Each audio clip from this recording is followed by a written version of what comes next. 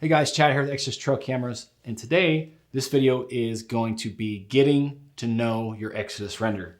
Obviously, Exodus render, you see the antenna sticking up. It is a cellular device certified by Verizon, so it operates on Verizon's 4G LTE network, which is going to be here for a very long time. That's one of the questions we actually had come in this morning. A guy on the phone asked, well, how long is 4G going to last? Well, we can't say exactly for sure, but 3G is still getting decommissioned, so 4G is a long ways away from going away. With your Exodus render, we operate off of the ScoutTech mobile application, which can be found on the Google Play Store or the iTunes App Store.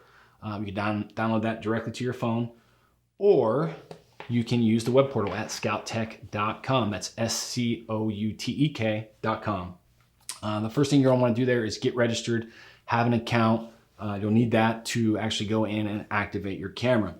So the Exodus render is a lot like our Exodus Lift 2 model, built off the same hardware design, same basic layout, the same user interface with just a few added functions and features. Obviously you see an external antenna, so there's an external antenna circuit there, and then there's also an internal antenna.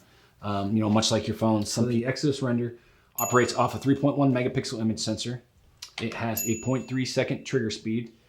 We offer a Cat 4 module in this device, which means it's one of the more powerful modules available in a wireless trail camera. There's a lot of new products coming to market that are less expensive. Maybe, we've seen them as low as $99.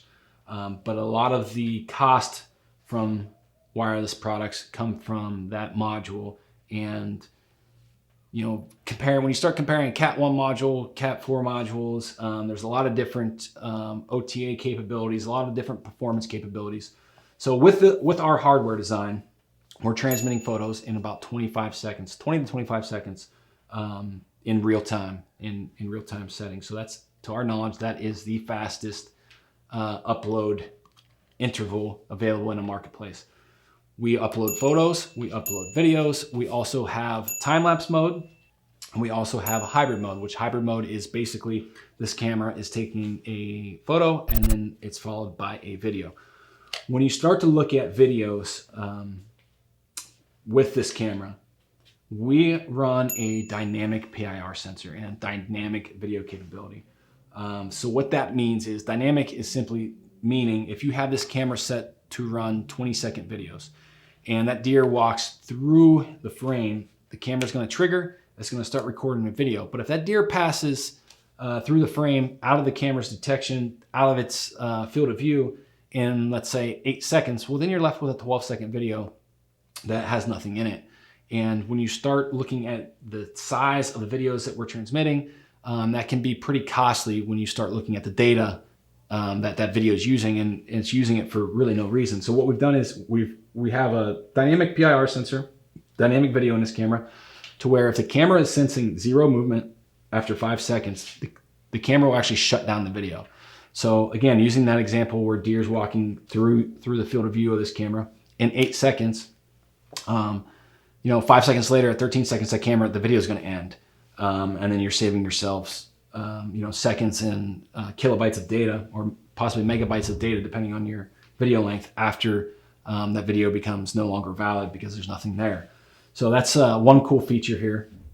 The other thing with this camera is that you can use it as a standalone or standard trail camera. So inside of our user menu, we have a wireless network function. You can turn that on and off, use it as a cellular camera when you need it, and when you want to run it maybe in the off season, or you no longer want to spend the monthly, have a monthly data plan and the added cost, you simply turn it off, and the camera will operate much like a Lift 2, where you can go in and just pull your SD cards or swap your SD cards to gather that data. So again, pretty simple device to use. With that cellular capability, we have several options of upload frequencies or upload intervals. We have real time, which again, we're transmitting in less than 25 seconds with good signal, which is the fastest to our knowledge in the marketplace. We have a 3-hour delay, a 6-hour delay, a 12-hour delay, and a 24-hour delay. And we go through all this in the user guide. This is just a brief overview of actually what this camera is.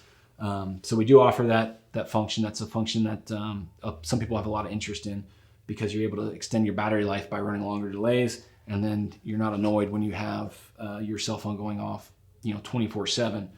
You're only getting that one push notification from Scout Tech once a day if you're running a 24-hour upload frequency. So another cool thing about this camera is the way that you activate this camera.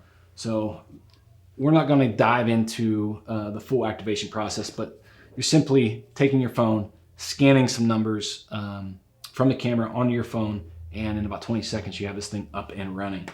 There's no need to go in and program your clock or your date, anything like that. Once this module, the wireless module, is active, it's going to pull that remotely. Your camera's going to be all set up, time, date, all that stuff, ready to go.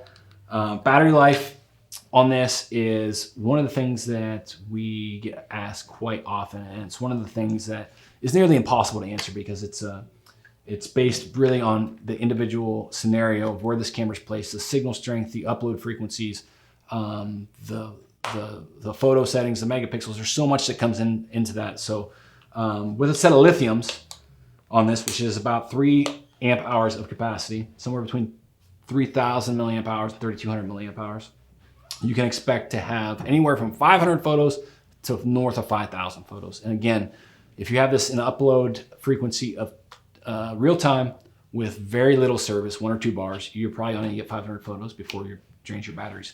Much like your cellular device, the better the service signal strength, the longer your battery lasts. If the camera is going in and out and is having a hard time connecting to the Verizon network, it is going to drain your batteries. If you have 4 or 5 bars and in real time you can get 5,000 photos, if you start running those upload frequency delays, you can get north of that. So the one thing we do recommend is an external power source. We have a product that we call the SP18, compatible with this, specifically designed for this, and operates this camera beautifully. Data plans for this start as low as $10 a month. We offer shared plans. So what that means to you is you can have multiple devices on a single data plan with 0 contract. So there's no annual obligation. You can run them month to month. And if you want to shut it off, you shut it off. So very, very cost-friendly data plans with the Exodus render. With this camera, one of the cool things is we offer OTA functions.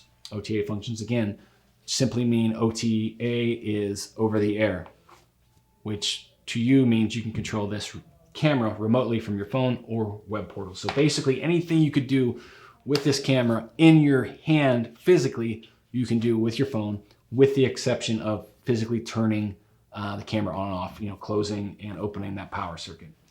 So that's the brief overview of the Exodus render. If you guys have any specific questions, we have a ton of videos on this playlist. Check out those titles. If something catches your eye, watch those videos. If you have a question, drop a comment below. We'll answer that for you. And if you want to reach out via email, you can hit us at info@exodusoutdoorgear.com, social. And as always, you can call the office or text in 330-367-7598. Thank you.